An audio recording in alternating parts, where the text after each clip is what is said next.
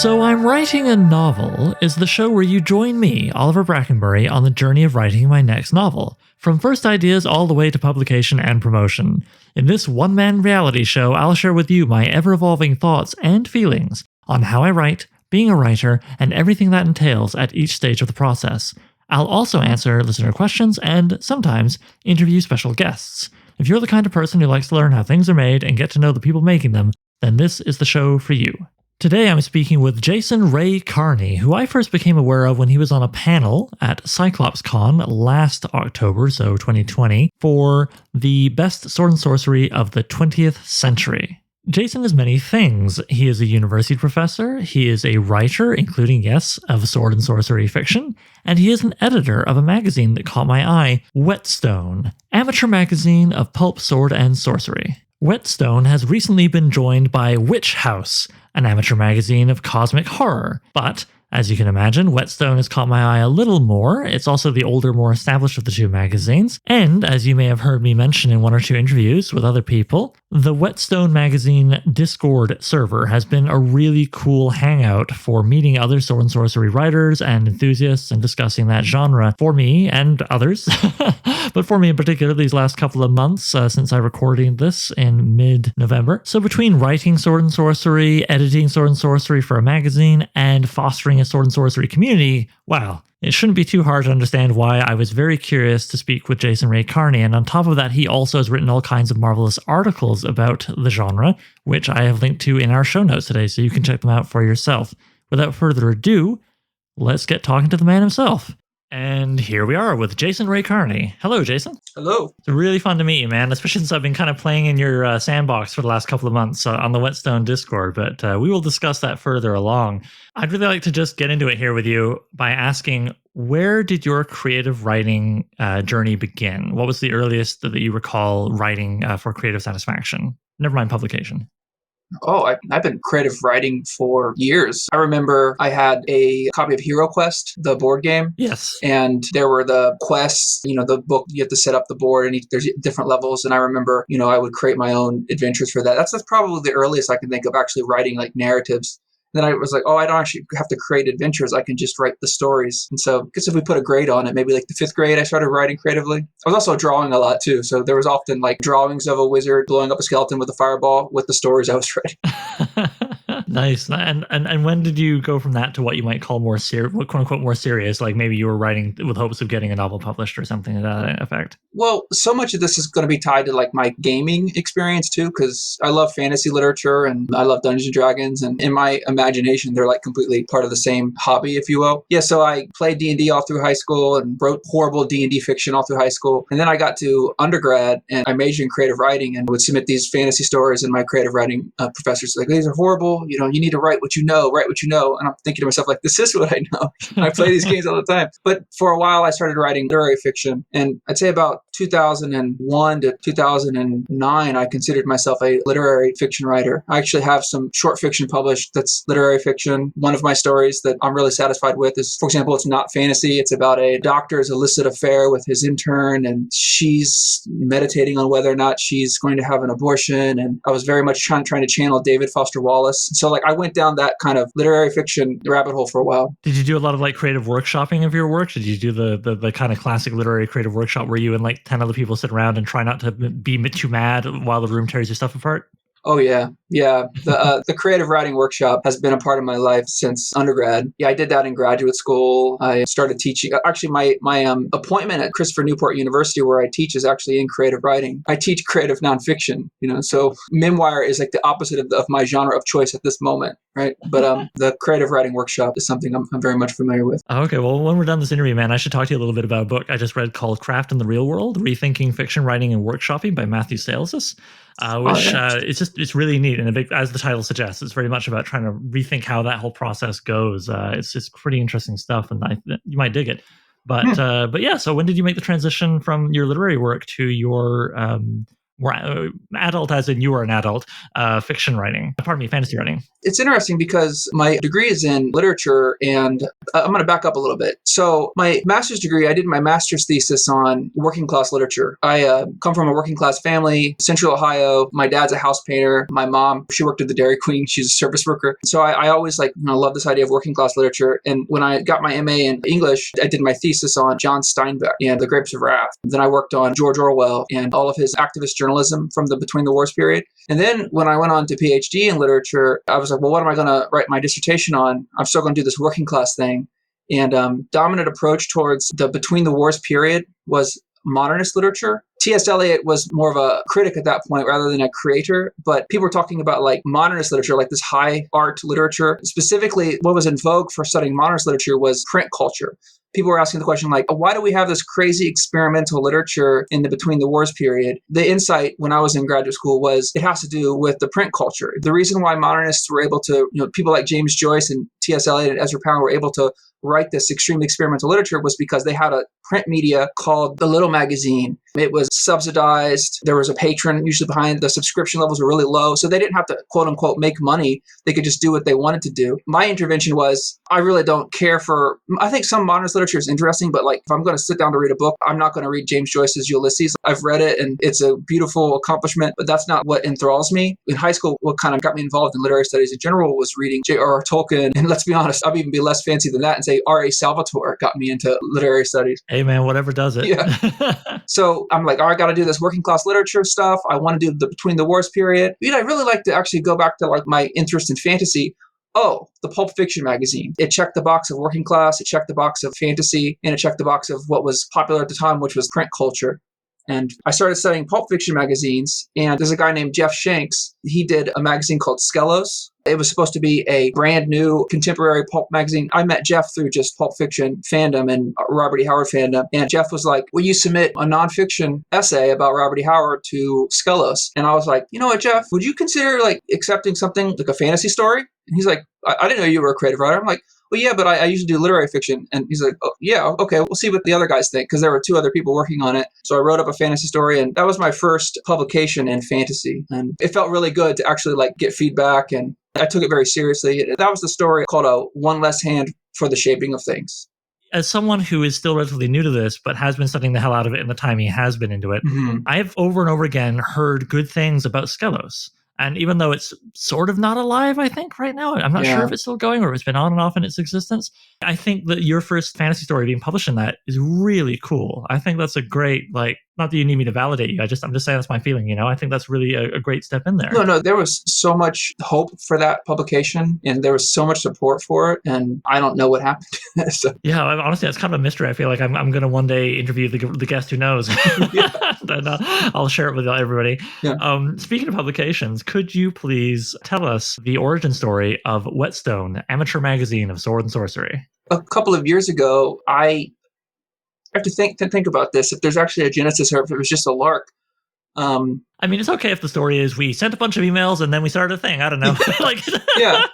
Yeah. I mean, I'd always wanted to start a literary magazine. I worked on some literary magazines in graduate school as a slush pile reader. I had done work on academic journals. The Dark Man, the journal of Robert E. Howard and Pulp Studies. I've co-edited that with my wife, Nicole Immelheinz. I always had this intention of starting a magazine, but in literary fiction, you don't pay. So there's no baggage associated with sending out your story. And it's you get it published, and it's a lot of these people who are getting their stories published in literary magazines are academics. And so they have the annual review, and just getting a publication is enough. And that model, I think it works for me. I mean, obviously, it doesn't for a lot of genre writers. Genre writers, there's a whole history of exploitation and not paying people the appropriate amount of money, and there's the SFWA, rates. And so I never wanted to do a literary fiction magazine. I wanted to do a sword and sorcery magazine. That's my genre of choice. But I was like, how do I do this? Because I don't have any money and I don't want to exploit anyone. And I had friends who wanted to write fantasy and submit it for publication. But you look at something like the acceptance rates at the Magazine of Fantasy and Science Fiction, and it's less than 1%. So it's I'm not going to waste my time. I'm just, if I write this stuff, it's just going to be for my friends. So I'm I thought back to zines like Amra. I was participating in what's called the Robert E. Howard United Press Association, an amateur zine. And sometimes people will publish short fiction in that. Like, what if I was just like, I don't have any baggage with just saying it's for amateurs, right? It's just for amateurs. It's just, we're just doing this to showcase our work and it's going to be free. And that was the genesis of Whetstone, was like, try to take this literary fiction model of like, it's not about making money. It's just about kind of sharing it. And a lot of these literary fiction magazines are free. You can go to their websites and just read the fiction. So can you take that model and apply it to genre in such a way that it's respectful? And I thought like the honorarium is important. You have to actually pay something. And that's the background to Whetstone. Okay, yeah, and I gotta say, like, everything you just said is confirmed to the vibe I picked up off the website. I really liked the look and feel of Whetstone, not just the fact that, like, the stories and the art. I think you guys get pretty cool art for your cover issue and stuff. But there was also this feeling of, like, I think these people respect writers, is the feeling I really got. And don't just see them as, like, a source of work via the slush pile. And so it's on the website. People can check it out, of course, and I will link the bejesus out of it in the show notes. Thank you. But as someone is listening, maybe they will mind hearing, could you tell us the gist of what you look for in submissions? And as a sort of sub-question to that, I think it's very interesting. You implore people not to send in their best work. Could you please explain why that is?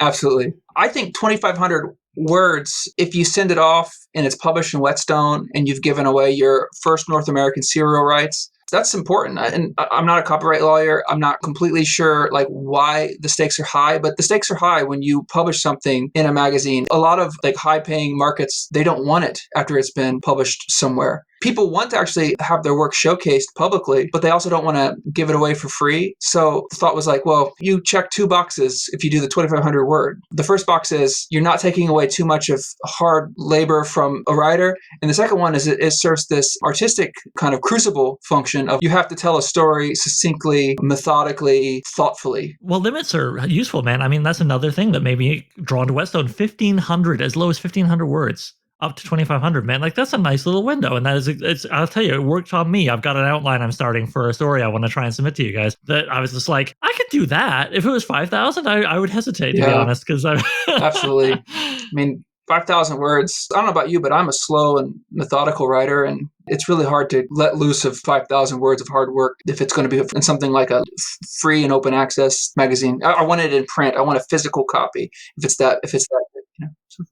So if I understand correctly, the reason you say like, hey guys, like submit your work, we're going to check it out. We're looking for fast-paced sword and sorcery stories, but don't send us your absolute best thing ever because we understand maybe our place in the hierarchy. Is that the feeling of like... Well, the function of Whetstone is supposed to be to introduce you to editors. And I'm not tooting our horn. I'm not trying to like flex or anything, but I know a lot of like really successful, well-known fantasy writers who read Whetstone. Right. I won't drop their names because, well, I'll drop one name. David C. Smith. He reads Whetstone, which is pretty cool. He's like one of the great sword and sorcery writers. And, like if you get published in Whetstone, then you're going to be read by David C. Smith.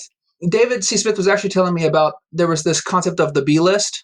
There were writers in the 1970s and 80s who could make a living as novelists because there was enough money in the field where you might not be this bestseller author, but you didn't have to have a job at a sideline, right? Like your main job was a writer and you could still publish novels. And that doesn't exist anymore. I'm not sure if this is true or not from experience, but Dave said that there aren't options for you to get your name out there. Am I making sense? No, you're making perfect sense. I understand. You're talking about this thing, which again, I won't speak like I'm omniscient and I'm God here, but certainly everything I see points to the mid-list of publishing, the mid-list of filmmaking, the mid-list of art, the middle class of our society, just being ground down by the villain under the bed is always capitalism. Yeah. And so, as I've said in another interview, I believe part of the fun of reading some of these authors from the 60s and 70s or even earlier is the fantasy of making a living while not having to be a Stephen King or a J.K. Rowling, Yeah. Yeah. And so to that, I think if I understand what you're saying, is that part of what you want Whetstone to do is kind of help provide kind of, if not mid-list pay, mid-list exposure. Mid-list exposure. Absolutely. Absolutely. I might steal that language and incorporate it into the description of the magazine, mid-list exposure, because you really do need a way of connecting to readers other than there's the traditional route and then there is the self-publishing route. I think of Whetstone as like part of the traditional route. It's a way of just saying, I exist, I can write. Here's an example of my style. And there have been people who have published in Whetstone who didn't take themselves seriously as writers. They were like, oh, I'm just a hobbyist. My favorite story is the writer who would never have written fiction, never submitted it to a magazine, who goes out of the way to submit to Whetstone, and then they start submitting to other markets afterward. Well, I love that because, people need validation from the outside. And self-publishing, sure, you might have readers tell you they loved your book, and that has great value. But it's not something you can then turn around if you want to go the traditional route and say, well, these readers love me. The publisher will be like, yeah, but has another publisher already taken a gamble on you? Has a literary magazine already taken a gamble on you? Nobody wants to be the first person to take the gamble. Yeah. So it's nice to hear that, well, I say nobody, but with an asterisk, because here you are doing that with Whetstone. And I think that has incredible value to helping writers develop their careers. So, 2 thumbs up, man. I love it. There's nothing worse than writing a story, 7,000 word, pour your heart out, revise, edit, polish, submit it to a magazine. You get that like 1-line response, thank you for submitting. 4 months pass, and then you get the form rejection. It's like, screw this, I'm not doing this. Like, that's the experience that I want Whetstone to be an antidote to.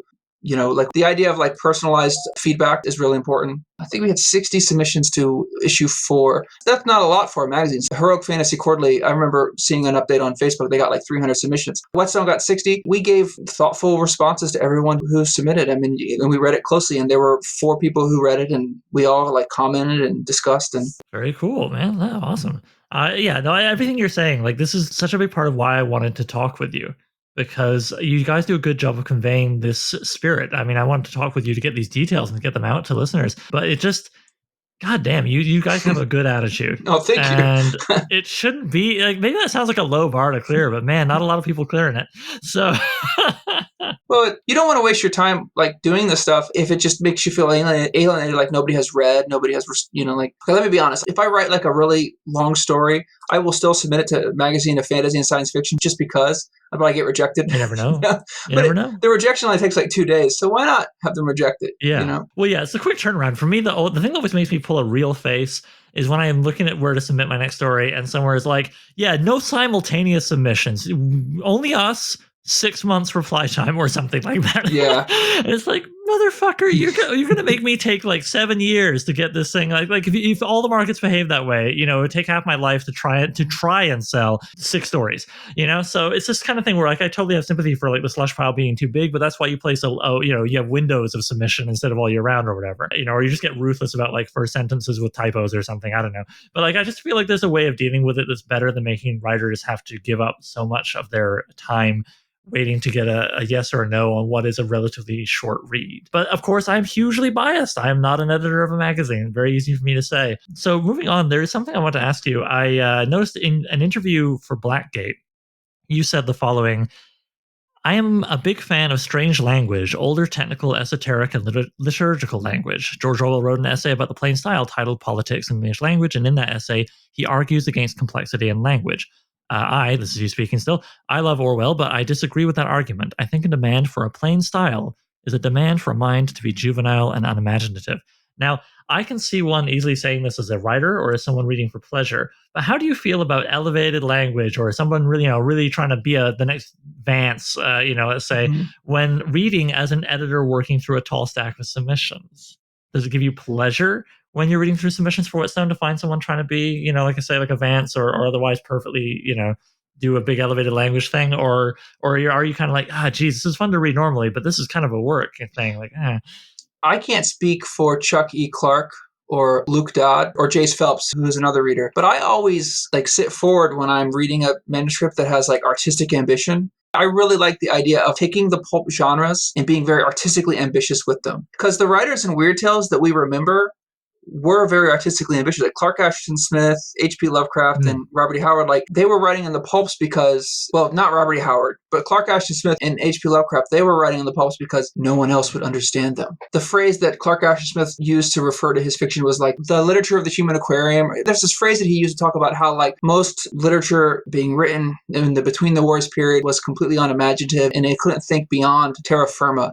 So he was like, I guess I'm going to slum it here in this. It's like really snobbish, and I'm not snobbish, but I also like the idea of the combination of like pulp and artistic ambition. So I guess I like when people use that. Okay, cool. Yeah, so you're into it even as a submission, because I often wonder about that. Sometimes people will say they like something, and it's like they might like it as someone who appreciates it, but when they have to grind through it for their work, they might feel differently. But yeah, no, I think elevated language is really cool, man. I love reading people going for it, even if they are trying to just do like a direct imitation of Clark Ashton Smith or Jack Vance or C.L. Moore, who I think has her own very distinctive style as well, any of the old masters.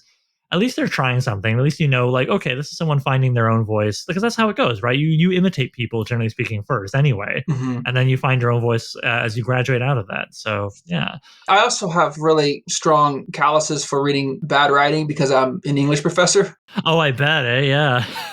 I teach freshman composition, and that's a required class. And so if you've read 60 essays by engineers who are like begrudgingly taking your class, and I'm forcing them to write about a David Foster Wallace story, then like you very quickly learn to be tolerant of bad prose. So take that for a grain of salt. Oh no, that's a good point. Oh man, I have an engineer buddy who still occasionally bitterly, recounts having been made to form a proper sentence. But in one of those classes, they're my worst students. It's like the really super smart engineer who's like, "Why do I have to take this English class? And who is this man telling me to read?" Why do I have to know how to convey my ideas to others? Yeah. Sorry to engineers listening. I love you guys, but we will have our faults and follies. And that's definitely one I encountered a fair amount. I knew too many engineers, it seems, when I was in school. I love them too. So I'm not giving them a hard time. So you're not just an editor for Whetstone. You also serve as the academic coordinator for the Robert E. Howard Foundation, a fact that really made my eyebrows shoot up when I was doing my research for this. Could you please tell us how you wound up in that role and what it entails?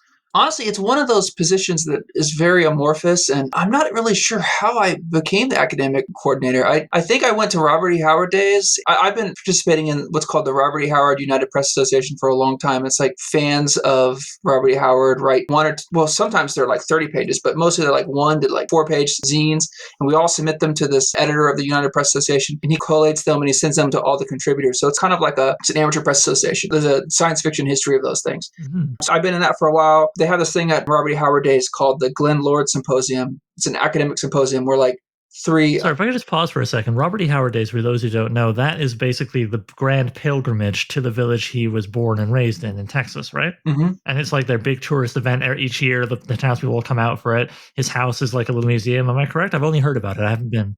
Absolutely. Yeah. His house is a museum. They have a lot of his personal effects. If they don't have his personal effects, they have period appropriate versions of something that he might have. So like one of the coolest things is they've almost recreated the sun porch room where he would type up all of his Conan stories. It's kind of roped off so you can take a picture. It's very similar if you go to like the Poe Museum or like the Steinbeck Center. Like it's like an author's kind of celebration museum, and it exists for this pulp writer. It's really cool. Part of the annual festival, there's an academic stream, and they have people who submit. Most people who submit at Robert Howard Days are more interesting than academics. They're like comic artists or game designers or actors. But then there's this one little thing where you have academics. And I did that several years in a row. And it's like, oh, this guy is clearly into Robert Howard and he's an academic. So, and then Rusty Burke, the president of the Robert Howard Foundation, asked me if I would take on this role. And I basically just kind of, if there are graduate students who I see publishing in pulp fiction or they're interested in Robert Howard, I basically go out of my way to like say, hey, you should consider submitting to TDM or coming to the Glenn Lord Symposium or participating in the Robert Howard Foundation. And I also like the Robert Howard Foundation board organizes the Robert Howard Days programming, and I'm on the email list for that too. So a lot of people have like named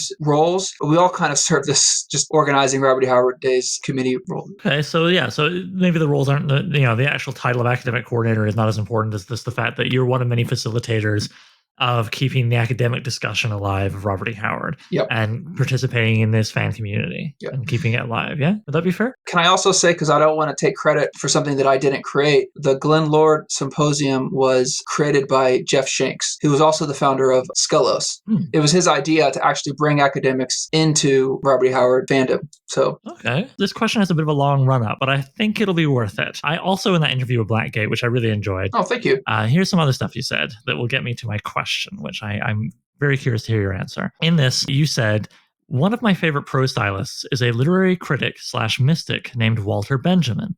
Benjamin's writing has an almost ritual magic dimension to it. To read certain passages of Benjamin is to jettison basic foundations of genre. We wonder what we are reading. Is this philosophy, mysticism, poetry? Reading Benjamin is to have a spell cast over you. Consider this brief passage from an essay he wrote about the philosophy of history. And then there's this sentence you suggested. So this is Benjamin now. The only historian capable of fanning the spark of hope in the past is the one who is firmly convinced that even the dead will not be safe from the enemy if he is victorious. Back to your voice. How strange. This could be lifted straight from the Necronomicon. But if we sub-vocalize the text slowly, read it at the speed of exhalation hospitably, we might find a jewel-like insight. Historians need to deploy radical compassion if they are to give people hope about the future. If we gaze into the past and only see enemies and failures who deserve contempt, how are we ever going to, quote, fan the spark of hope, end quote, i.e., give people a vision for something new? So this really gripped me, partly because you're right. Like, holy crap, read that prose. Like that sounded like straight out of a, it could have been a Conan or some other story. I love that, man. Yeah.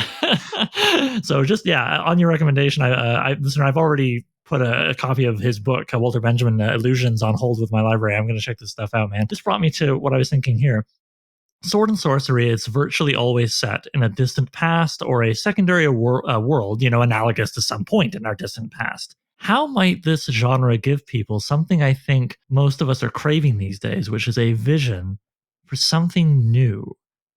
Given that it's so rooted in this past, but then we look at what you're saying about Benjamin here, how might sword and sorcery be something that could kind of inspire people for the way things could be moving forward in a positive sense? Because I definitely, from a lot of conversations I've been having as I've been putting together this project of my own and doing the podcast, I think the way that sword and sorcery can be really empowering and can give a sense of agency to people who maybe don't feel it as often as they might like, especially in some of the, light of a lot of the overwhelming news we're all having a good time with the last couple of years. Mm-hmm. I think that's a big part of why sword and sorcery could maybe get picked up again, is because it has that to offer in a positive bent, not just swords and monsters being cleaved in half or whatever. Yeah. So I'm curious, in the context of the fact that it's so rooted in the past, how could it, do you think, give us a vision for something new in light of the kind of thing I just quoted there? It's really interesting because I might go dark a little bit for a second. Go for it. Recently, I wrote this libretto adaptation of Elie Wiesel. Elie Wiesel wrote Night. He's a Jewish writer. He writes about the Holocaust.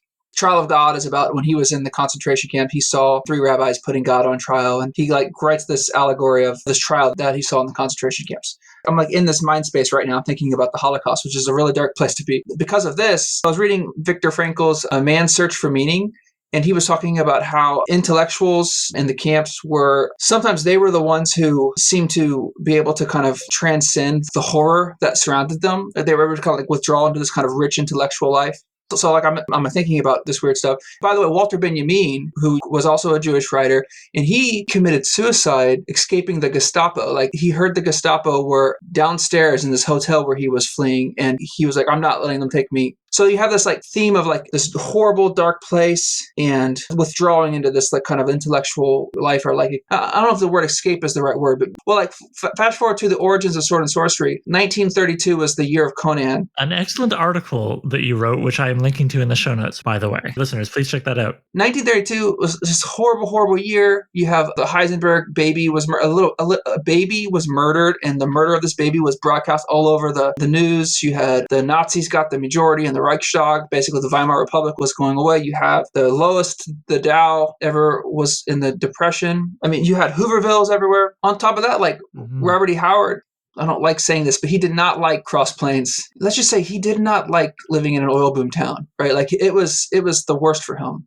He didn't seem happy. He didn't, from what I've read of his letters and so on, he didn't seem like he related to anybody else in this town of roughnecks and oil workers, as he would generally sum it up. Which is hard because a lot of the people there today accept and celebrate. So I was I don't want to make this. Let's move on to another topic. So what's all this have to do? I think sword and sorcery, it celebrates the ability to kind of withdraw from a horrible situation. I don't know if I should use the term escape because it sounds like it's irresponsible. There's 2 ways of defending the reading of fiction. One way we defend reading fiction is fiction compels you to confront the real. I was talking to my students about The Kite Runner, the Israeli and the Palestinian conflict, right? It's fiction. The Kite Runner is fiction. It's not real. It's a story.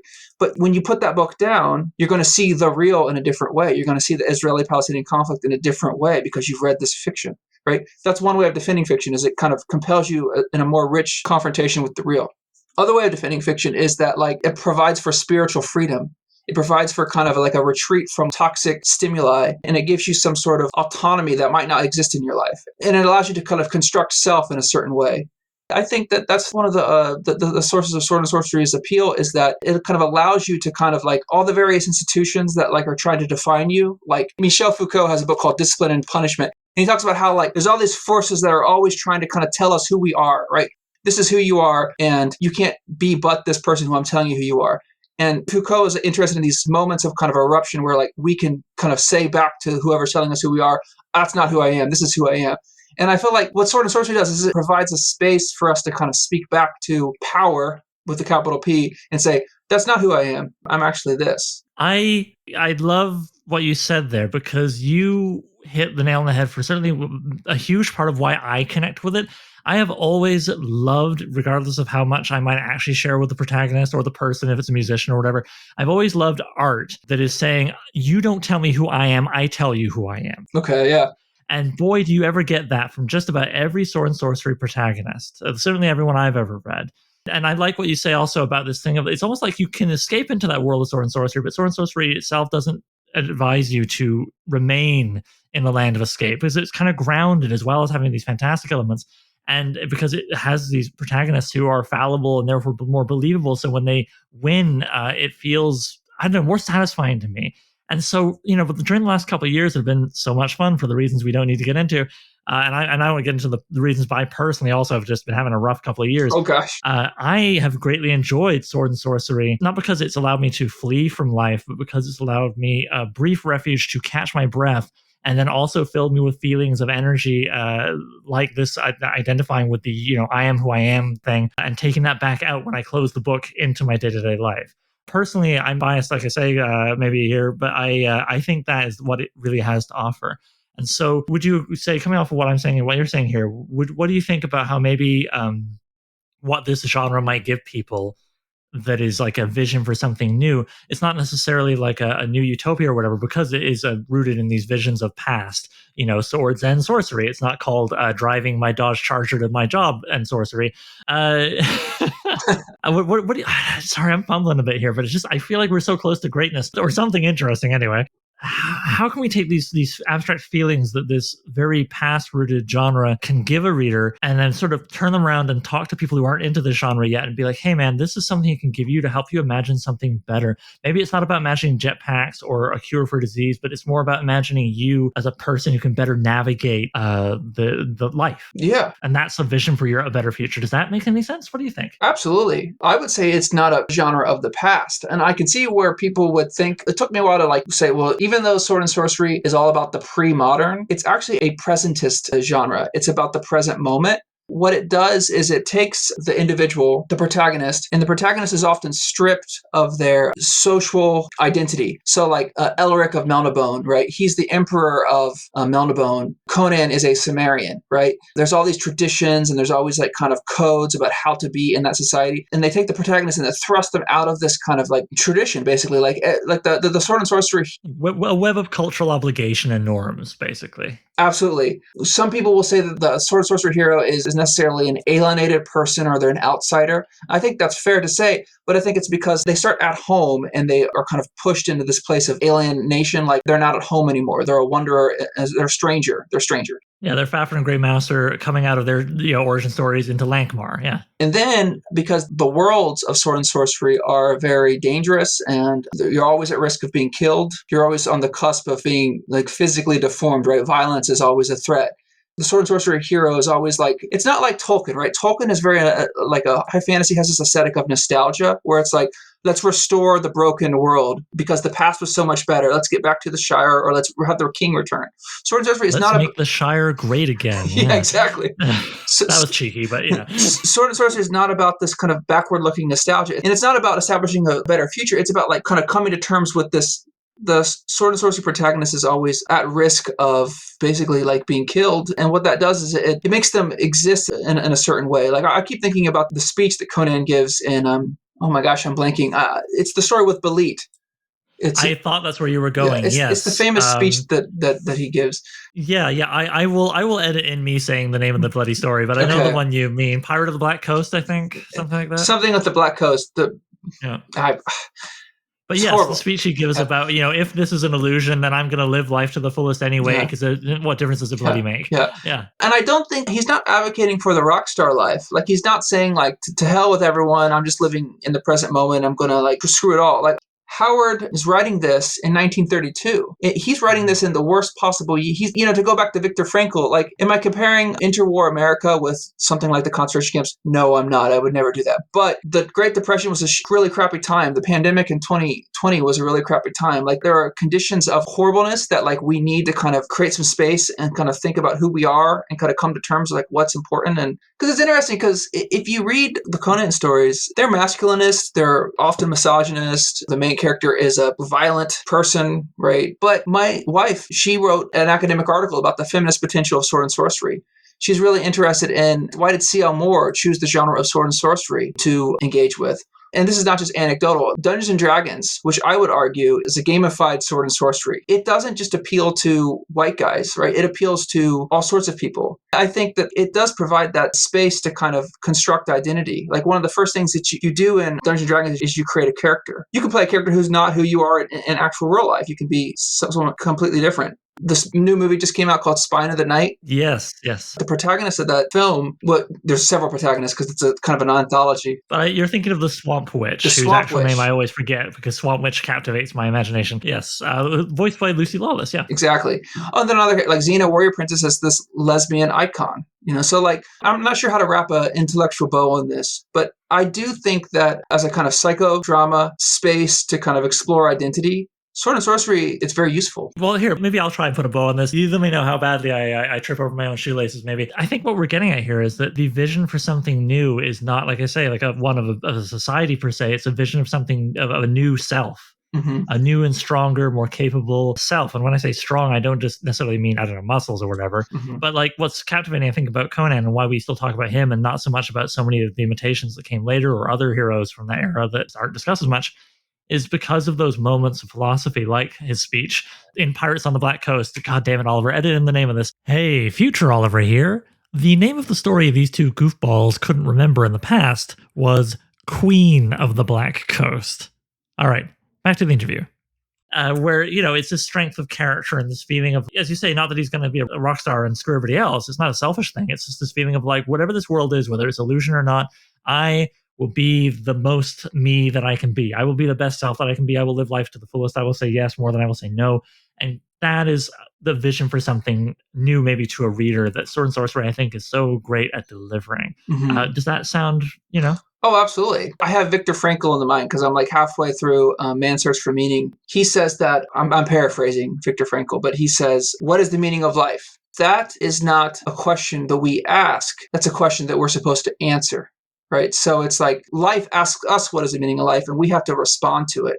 And I feel like a lot of these characters, maybe they don't respond in the best ways. I mean, Conan, he's of gigantic mirth and melancholy. Right? Like, he just keeps climbing the ladder until he is kind of sad in his throne room. Like, a lot of the characters end up like someone like Cain, for example, Karl Albert Wagner. I'm not a psychologist, and I would never say that he was a suicide, but he drank himself to death, right? And Robert E. Howard killed himself. This is a very dark thing. I think the people who engineered and kind of developed this genre, they're clearly kind of responding to real life problems. Even though their fiction is about fantasy, it's actually about the stakes are high in what they're doing. Yeah, no, I totally get it. And even the ones who lived long lives, like Fritz Leiber, obviously there's tragedy amongst all the swashbuckling mirth of Fafhrd and Grey Mouser. Oh, yeah. And C.L. Moore was definitely dealing with some pretty heavy subject matter in terms of all the allusions and not so veiled allusions to sexual assault and violence stories, or some of her stories, not all of them, with Jarell Jury. And good old Michael Moorcock, who's still with us, bless him. Elric is an unhappy guy as he tries to be himself and not let others tell him who he is. Yeah. As he very quickly abdicates the throne of his people, his island of perverted elves. Yeah, island of perverted elves. More or less. All right, so I think we did some work there. Let's move on to the subject of community. The Whetstone Sword and Sorcery Tavern Discord server seems to me to be the most active online sword and sorcery community, at least as far as English language ones I'm aware of go. And many others I've spoken to about this agree with that assessment. As one of the people responsible for that server and that community, how do you feel that's come about? It began because of the pandemic. I use Discord for my classes. When we went from in-person teaching to online teaching, one of the issues was, well, how are you going to have this informal office hours environment? You can't have that with the online. I played around with the idea of like setting up Google Meets meetings, and it didn't work. So I was in a World of Warcraft guild. We had a Discord server, and so I was like, I'm going to try this with my students, because I'm always online. I have Discord on my phone. Long story short, that worked perfect for my classes. Dr. Carney's Digital Office Discord server. And then I participated in a lot of Sword and Sorcery Facebook groups. I took over as the moderator for the Sword and Sorcery Reddit. And the back and forth on those groups, it's asynchronous. And this was also a very political time, so like a lot of the conversations, veered away from Sword and Sorcery. Yeah, when I was first looking to see what Sword and Sorcery communities were out there, and I saw one Facebook group, which I won't name, especially because I can't quite remember the title anymore as I walked away, I saw on the about like, no politics, no opinions. I'm like, when people say no politics, what they generally mean is no opinions that force me to challenge what I believe in or anything that disagrees with what I think. And the people who say that tend to be like really reactionary, regressive, right wing, which I'm not. Yeah. So I just was like, thanks for the warning sign, backed away. Yeah, I know what you're talking about. Yeah. I won't go down the negative road, but you'll see the FAQ will say no politics. It really just means a certain kinds of politics, or what they deem as politics. Exactly. Those groups were really hard to participate in because I would just want to talk about Fafhrd and the Grey Mouser, and I would just leave angry. Someone would share a Trump meme or something like that. Like, oh God. So those Facebook groups, they weren't doing it for me, and started this Discord server, and it was just supposed to be for the editors and the couple of writers I know to talk about Whetstone, and then started sharing the link and attached it to the Sword and Sorcery Reddit description, and more people joined, and then next thing you know, it's now this, I can't keep up. I used to like just follow it all day long, and now there's so much activity on there, I can't keep up with all the conversation. Well, that's really cool. I like that it started as kind of the Whetstone magazine meeting room, yeah. But then more and more other buggers kept wandering in and started having like chats in the corner or whatever. It's awesome. Oh, okay, cool. All right. In our messaging running up to this interview regarding the Whetstone server, you mentioned it's kind of starting to get a literary salon atmosphere to it. And then in the same digital breath in brackets, you put very pretentious analogy at the end of that sentence. But as I responded in our chat, I'd say the bracketed bit can just be cut, because if there's one thing I'm tired of hearing people apologize for, it's sounding even remotely highbrow or aspiring to something other than, not necessarily better than, just other than the lowbrow, especially when you can comfortably enjoy both. So, all right, let me climb off my soapbox and ask a question. Please, without any worry of being judged, could you tell those listening who aren't familiar with the term literary salon what it refers to and why you felt inspired to say it? Well, I teach the history of literary criticism, and when you kind of tell that story, it starts in the 18th century. There were coffee houses in, the UK. They've kind of been romanticized as this like anti-hierarchical space. Like they were the penny universities. Coffee was really cheap. They weren't necessarily class exclusive. You could have an aristocrat sitting next to a guildsman, sitting next to a vicar. And there was this new print technology. You'd have like the broadsides and the single-page periodicals. There's also tobacco, and apparently nicotine and caffeine work together to like expand their effects. And so long story short, you have this like intellectual ferment, and then in like 50 years, you have like the age revolution. I'm using broad strokes here, but like I love this image of like discussion of written material, very intellectually vital and important activity. And as far as the literary salon, one of the issues with discussion online is it tends to be sometimes, not always, superficial. So with Reddit, you get the echo chamber, like you have this, it's really cool. You get quality content goes to the surface because of the upvoting, which is cool. You get some like in-depth commentary.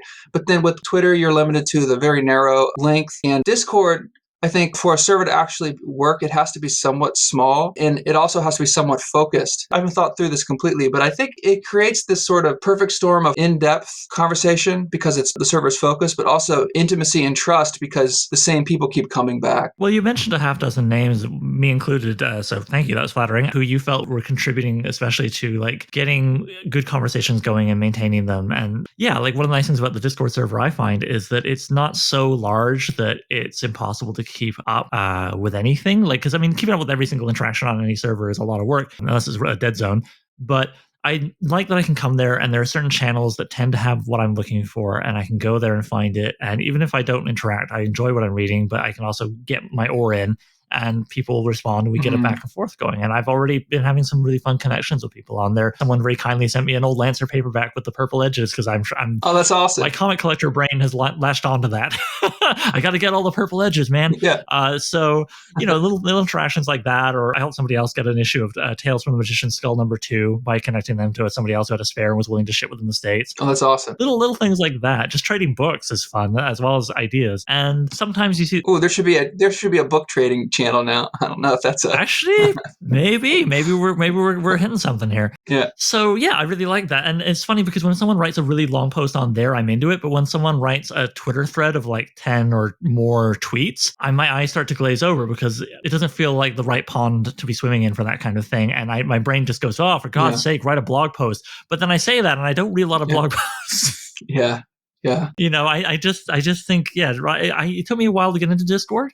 But this Whetstone was the server that made me go, okay, yeah, I think I like this. I think I can see how this can work. It's awesome. And I think you make a good point about how focus is a big part of it. And also, it can't be too big, maybe, but also it can't be too small. A lot of those Facebook groups I've come across, like, bless them, but they are, generally speaking, whistling graveyards with the occasional post of someone being like, check out my thing. And I'm guilty of it because I go there to be like, hey, check out my podcast, right? So I'm owning that. But when you have something that's nothing but like a semi-active repeater beacon for links to people's products, there's no discussion. There's nothing much to really engage with. And what I love about what you've co-created with the Whetstone Discord is there's something to engage with. And there's a promotion channel where you can just funnel all that into that corner. And even there, people tend to react and be like, oh yeah, I just listened, neat episode, or, and there'll be like a little discussion in there. So again, there's more engagement, right? Yeah, absolutely. Yeah, I'm so intrigued by all of these new technologies, and even academically. My wife, there's this field that she engages with academically called the digital humanities.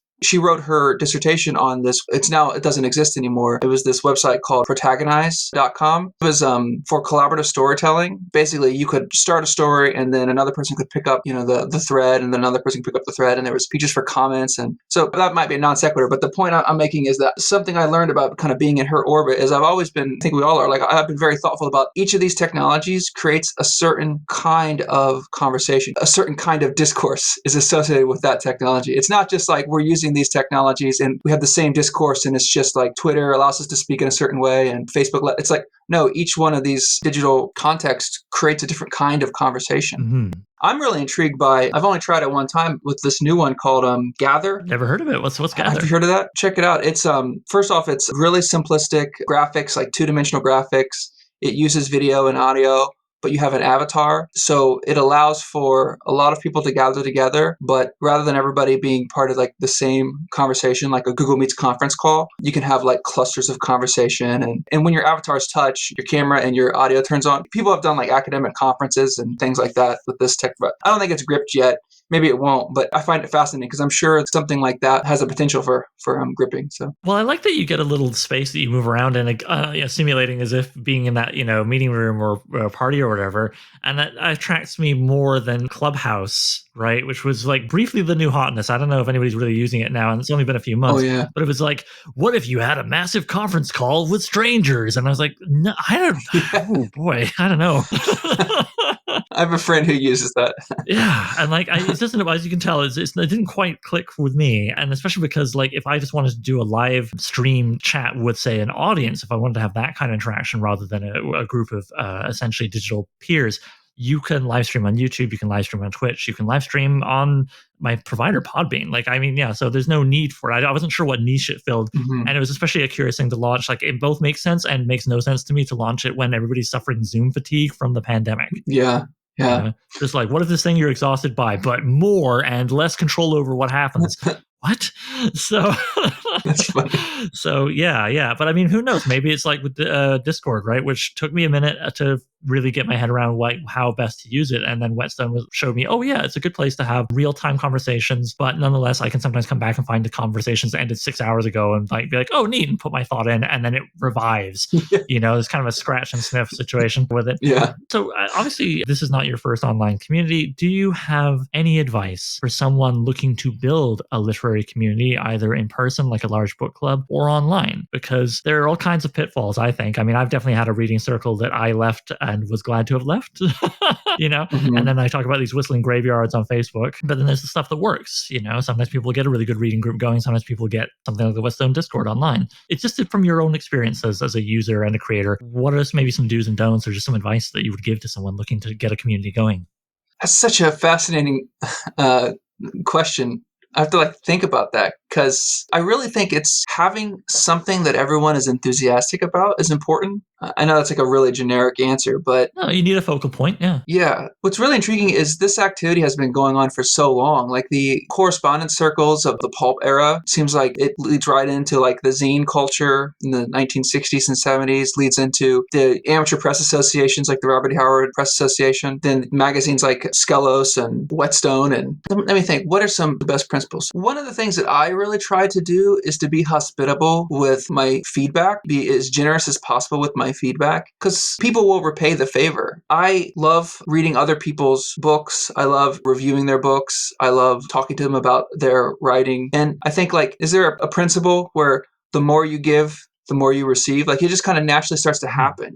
One of the best experiences I had was in graduate school in this dissertation writing group. Was I would submit some chapters and every single person in the group would come back with a couple of pages of response. And I was so inspired by that. It made me want to up my game and responding to them. So that's one of the, general principles would be give in order to receive. I don't know if that's too generic and it sounds like I'm being a guru or something, but No, I wouldn't say that. I think think about what I was saying before about how all those groups that kind of slowly become very quiet because it's nothing but people self-promoting. All they're doing is trying to take. They're not really giving. Fair enough. So, yeah. I think it's very applicable. Also, the Facebook groups tend to have this, I don't want to be negative, but there are those people who are they have the self-published books and then they do 12 links in a row. You'll log onto the group and it's just the same. Yeah. The same person who's flooding the group. Yeah, and not trying to start any conversation. They're about the book or the subject matter. They're just posting their blurb of the book. And it's in a world where a guy had his mom get killed by a dog, buy this. Exactly. And I was just to use a word you did a minute ago, what I liked, where's my grip? Yeah. Where's the traction for this thing? I'm just sliding off your badly photoshopped cover. I just, sorry. I have friends who engage in that practice. And it's I don't want them to feel guilty if they hear me criticize. Well, maybe they and others in the world, including myself at one point, because I had to learn this lesson. I felt need to learn. There's better ways to get people's attention, and then if you turn yourself into a human spam bot, you are not only priming yourself to be ignored, which is the opposite of your flippant goal. You're also kind of becoming a detriment to the places where you advertise because you are lowering the grade of discourse in these groups. People can't see me nodding along, so I'm nodding along. Yeah. Yeah. The medium. Yes, audio. Yes. But yeah, that's my feeling. And I think sometimes, to come back to what you said about generosity, there's negativity, which is to give something that is not remotely actionable, and it's perhaps you just getting out your frustrations, which no, don't do that, I think. But then there's the generosity of letting someone know when they're stepping into a tar pit. Mm-hmm. I don't think it's generous not to tell them that. And so when recently I had someone who was writing me emails, and they were asking a bit more than I could give back, right? They were friendly and generous, but they were asking me way more than I could give back in terms of questions and can you check out this? And, hey, buddy, I'm like, buddy, you just emailed me the first time. They also gave me one bit of grip that I tried to really use in the email where they were like, yeah, I had a forum interaction that was kind of rough on one of the Sword and Sorcery forums. I wonder what that was about. Maybe I need to learn how to do emails and forum stuff better. It's hard to reach out to strangers. And I was like, okay, there we go. Mm-hmm. There you're giving me real human connection and I can do something with that. Mm-hmm. And so I asked permission, which I always try to do. I said, may I give you some advice? They said yes. I said, okay. And then I wrote what ended up being kind of lengthy bullet point list of advice of just what I felt was a good way to interact with strangers when you're networking based on my own experiences, rules that I myself try and live by when I reach out to people, say as guests for this podcast. Mm-hmm. And they said, thank you very much. And haven't gone back to me about it. Not that they have to, but I guess, yeah. So come back to what we're talking about, community, I guess, right? Because that's community, even if it was private email, it came out of the Sword and Sorcery online stuff. It's that person, I think will benefit more from me saying, hey, you want to improve in this thing. Here's ways you can improve. And there are ways that absolutely, like, I didn't cite things from his email that he sent to me, but he'd have to be pretty dim not to make the connection that I was citing some stuff from his email indirectly. And it definitely showed in their response, which was very clear and focused compared to what they initially sent me. So my point is this, like, I think there's a difference between negativity and critique, and we would all be better advised to remember it and be a little less afraid of hurting other people's feelings and more afraid of, or not afraid, I don't even want to use that word, but more just cognizant of how we present our ideas. Absolutely. Like, think more about how you're presenting than, like, I don't know, I don't want to hurt someone's feelings, because that just makes everybody kind of like Twitter and flutter and nothing productive comes out of it. An analogy would be gaming. In gaming, if the dungeon master bequeaths their responsibility to kind of enforce a certain mode of comportment in the game, then like the game doesn't work. Right? You can have somebody who will destroy the game. Maybe we need to bring some of game master judge ethic into our online. Communities, honestly, yeah. Like we've all had those of us who enjoy that hobby have all played at a table with a game master or judge or whatever who can't say no, and that seems cool at first, but next thing you know, it's total player versus player. Everybody's trying to murder each other, and they built secret crime empires or whatever, and it's just like, what happened to like the group game? So a focal point for the community, generosity, and how you interact with others. Definitely, it does create a reciprocal cycle. Like, I just feel better when I do that kind of thing. Heck, on the NaNoWriMo channel of the Whetstone Discord, I'm not participating in NaNoWriMo this year. I never have, actually, because I never seem to be in sync with November. Every time it rolls around, I'm like, none of my projects are at the right stage. Same. However, I have been very sincerely dipping in there to occasionally like give people encouragement who are posting their word counts, or somebody was like, I don't know if I should keep posting my word count. And I was like, do it, man. It's fun. Yeah.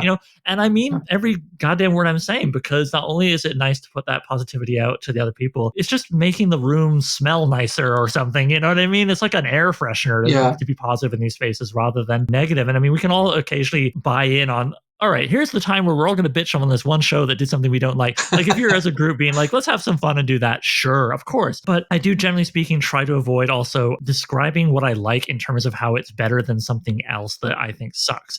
Because then you're almost certainly stepping all over somebody else's thing, And you're not talking about what makes your thing that you like special. You're talking about what makes something else, in your opinion, stink. So how does that even sell the thing that you like? How are you getting people to come into it? It makes me think of this book reviewer I know who's a pretty successful, celebrated book reviewer and journalist, and was talking to this person. They were like, I don't review books I don't like. And it like blew my mind. It was like, if they're reading a book and they don't like it, it's like, that's not one I'm going to review. Because my impression is like, no, it's part of a critic to kind of assess and judge things that are good and bad objectively. But this person's response was, no, I'm going to spend my time writing and talking about things that I like. So like, that's kind of something I try to, every now and again, I can't help myself, particularly if I feel like the writer or the book has enough support. The writer's not going to like, stop writing and go out of business because of you. They're big enough to take it. I know the feeling. Yeah. I don't particularly care for the Gentleman Bastards book, The Lies of Locke Lamora. It's just didn't work for me. His prose is just too gushing. He doesn't care. He's not going to like stop writing because of but I'm not going to spend my time reviewing and talking about it. I'm also not going to go around and like talk about how much I hate things. Because the reason why I think we even do this is because of love for this stuff. Like we love this stuff, Yeah, like it's one thing if you're sparking discussion, if you're like, well, I didn't care for this aspect of Gentleman Bastard structure because blah, what do you guys think? Is it just my, something I care about personally, or is there maybe something more broadly speaking that could have been improved there? And like, what would you do, right? Like if you put out a question, but yeah, when someone's just like spitting venom. I have a lot of friends who, well, when they do it comically, it's great. I have a lot of friends who just like dump on stuff. Oh, well, sure. Yeah. Like I say, sometimes you just got to, sort of close the window or the door and be like, okay, here's what we're doing. We're shitting on this thing that we all agreed on, and it's fun. And yes, it can be very, very funny. I mean, think about how many YouTubers make careers out of just like being the guy who, usually a guy who craps on things. Yeah. But that's like a top-down hierarchical kind of thing. When we're talking about like peers in the community, I think it needs to be framed as a kind of discussion and raise issues rather than be just like, I hate this thing and people who like it are bad. They should feel bad. So yeah, other than focal point generosity, I think you mentioned earlier picking the right social platform or medium or whatever, or in real life physical space, when that's a little easier to do, that's conducive to the kind of conversations you want to have. Like, it seems like we've come to the feeling that Discord feels like a good medium. When it's come to real life, just like writers clubs, checking out each other's samples and stuff, like what has worked for you when you've done that? I'm presuming you have, I suppose, but have you? Yeah. Well, when I moved to Virginia for my job, first thing I did was I looked if there were any writing centers in the area. We have the Muse Writer Center in Norfolk, which is about 30 minutes depending on traffic, away from me. Got in touch with those people, took a couple of classes. There's writers' conferences. Have you been to any of the writers' conferences like AWP, or one that we have in Sarah? It's called the Hampton Roads Writers' Conference. There's agents who will be there. You can pitch your ideas to. There's workshops about characterization. There's genre-specific workshops. A lot of the smaller science fiction and fantasy conventions, the local and the regional sci-fi and fantasy conventions have great writers' tracks, at least the ones I've been to. I end up meeting a lot of people that way. Is this answering the question that you asked? Well, I mean, we're getting into the physical territory. And so when in your experiences with those, which frankly, I need to do more of, or when it's easier to do more of it, again, pandemic. I did do Howard Andrew. I just described a couple of years ago, actually. Yeah, no, it's all good. I mean, though I did do a course with Howard Andrew Jones through Muse, his heroic fiction writing. Oh, so that was pretty cool. And got chatting with a couple of the classmates in private afterwards, so online private. So I've had a little taste of it and gone to one or two other things, but it's something I definitely need to like stick my nose into more. So maybe as a final question before we tie this off, because man, have I got a lot of interview, but I'm enjoying it. I'm really enjoying talking with you, so it's all worth it. Same here. Absolutely. What in your experiences with those real life spaces, writing community spaces, what is like one thing that really worked for you and one thing that really didn't? Something that really worked for me was I had an instructor who was, well, let me back up a little bit. The best literature course I had in graduate school, he ended up being on my dissertation committee. His name was Michael Clune, and he was just really into what he was teaching. Like, we read Nabokov's Lolita, which is a very controversial novel. And I remember thinking to myself, like, I don't know if I really like this novel, but he was able to convince me these compelling things that Nabokov was doing. And we read some Willa Cather, and like, you get a lot of people in graduate school who you take their classes, and this is me, I'm like kind of criticizing academia for a second. Sure. And it's more just about like, I am this great scholar and I have these ideas that I want to share. And it's more like the classroom space becomes about their vision of this work. Clune's class was like, I'm just 100% over the moon for this material. And let me explain why I think this material is important. So it's like they were egoless.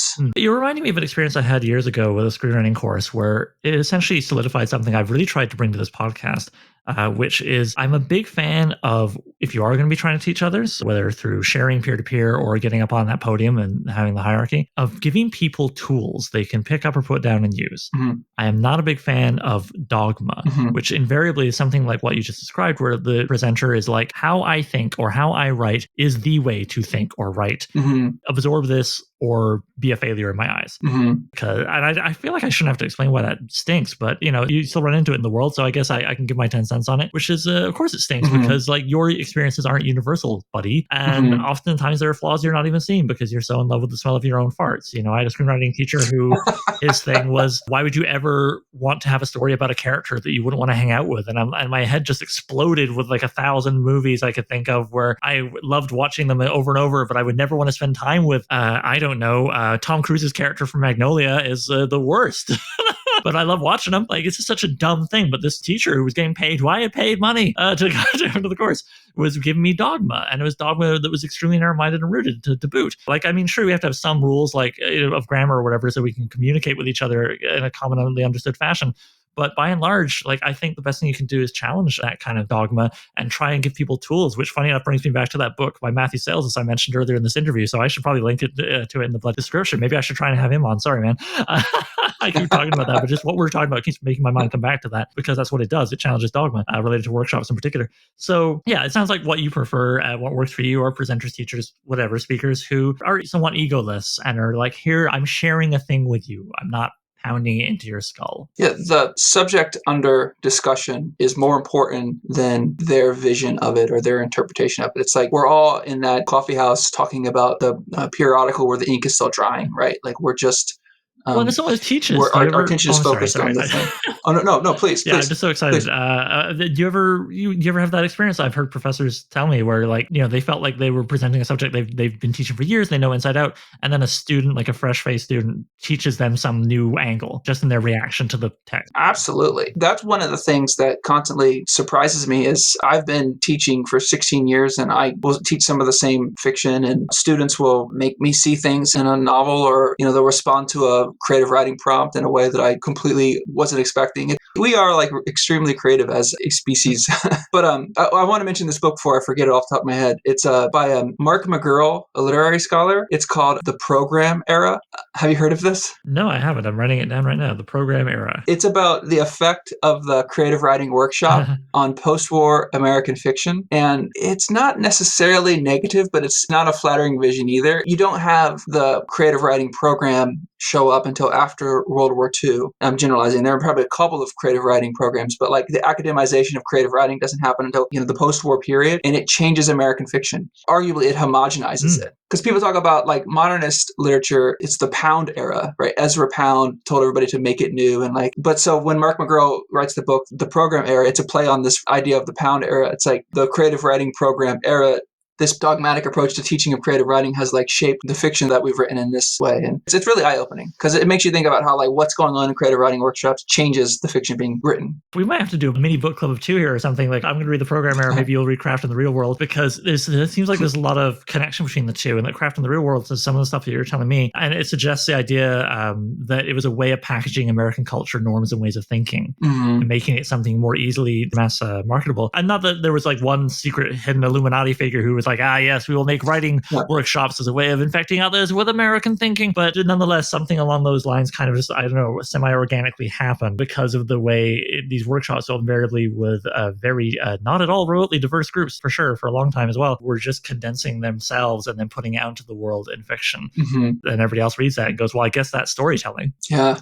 And then now fast forward to the present, and I see people who come from different cultures who are very annoyed when they get critiques about their fiction that amount to basically saying, this is not like American fiction, even though that's not what the critique is usually saying. It's more like, oh, well, the plot doesn't do this or this, the character doesn't do that. And there's too much coincidence. And the person's like, well, I'm from Korea. We do it, like we have a different storytelling tradition or whatever. Yeah. That's so compelling. Yeah. Yeah. So, and I think this is maybe a way that we can tie this off before the actual like outro bit that we do usually here. It's just me doing this podcast, but me and the So I'm Running a Novel Institute. I think it's really good, even if you're not big into like reading more academic thinky texts or whatever about writing. If you're writing, it is worth taking a peek at some of these things, because I'm telling you, listener, it is like getting to see like the code of the Matrix sometimes when it's good, when it's popping. And you read this stuff and then you're like, oh, I never realized that's why I think that way about X, about plot, about character. Oh, it actually makes me better understand why I like and dislike certain things. And maybe it's opening my world up wider so I can get more out of more things and just like have a richer life as a reader and creator. It just has such great value.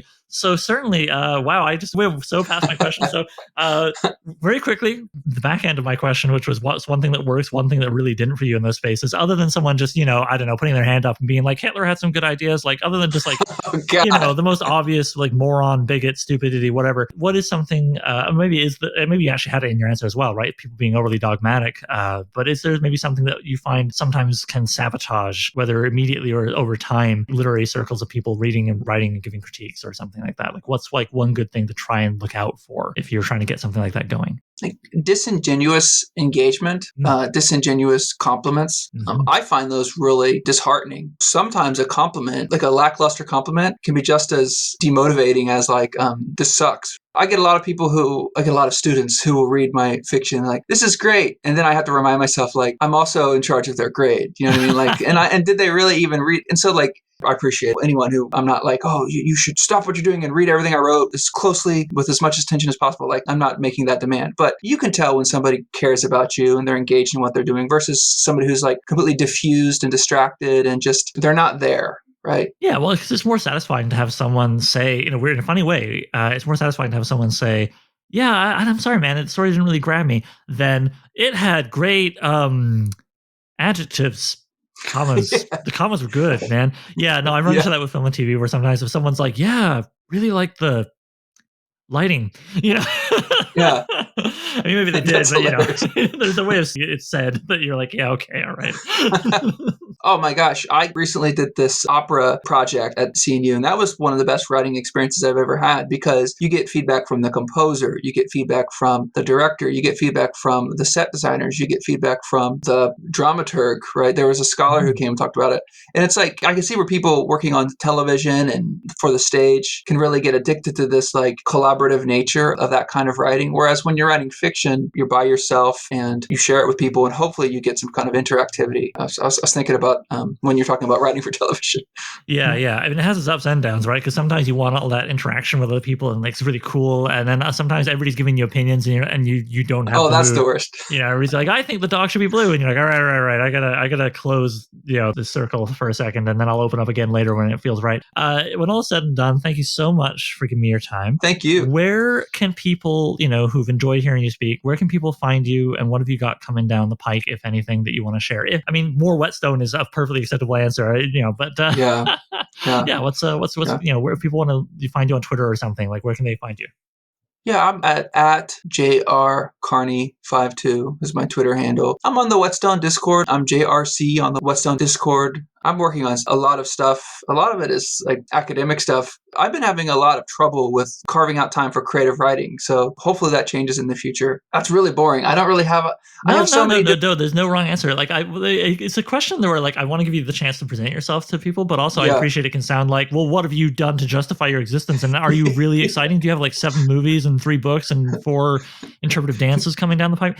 But like you're doing Whetstone, like that's why that was the first reason I thought to have you here, and there's more of that coming, right? And also you with your partners just opened Witch House, right? The cosmic horror sibling. Yes. And what is it? Whetstone.blogspot.com or what's the address? Whetstonemag.blogspot.com. Yeah, if you go to whetstone.blogspot.com, it's a weird website that's not Whetstone. It's all about like sharpening swords on stones or something. I don't know. And Witch House, is that witchhousemag.blogspot.com? Yeah, witchhousemag.blogspot.com. Yes. Awesome. Yeah. All right. Well, I will put clickable links to those in the show notes, but nonetheless, it's always good to say these things out loud. Mm-hmm. And I will put a link to the Discord, which does die after 7 days. Final question. Are you aware of a way to make a permanent link to the Discord? Yeah, there is a permanent link on the Whetstone website. If you click about, at the very bottom, there's our Twitter link, our Facebook link, and there's a permalink there. So you can join it that way. Well, there you go. Thank you for teaching me one more very useful thing, Jason. And thank you so much for your time. That's one thing. All right. What a minute. All right. Well, thanks so much for being with us. Take care, man. Thank you. So I'm Writing a Novel features original music by Gloria Guns and is hosted by yours truly, Oliver Brackenbury. If you'd like to submit a question, then please email it to soimwritinganovel@gmail.com. Bonus points if you record yourself and send me an MP3 I can cut into the show.